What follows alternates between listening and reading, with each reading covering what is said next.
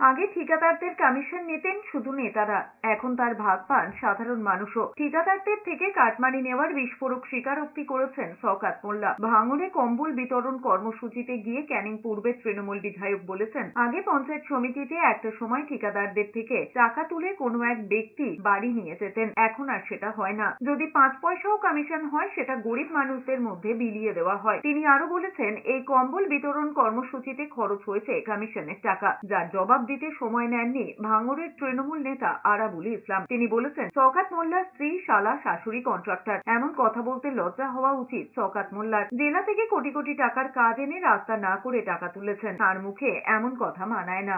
সময় কন্ট্রাক্টরদের কাছে যে পয়সা নিত সেই পয়সা লুট কোনো একজন ব্যক্তি নিয়ে, দুজন ব্যক্তি নিয়ে চলে যাবে।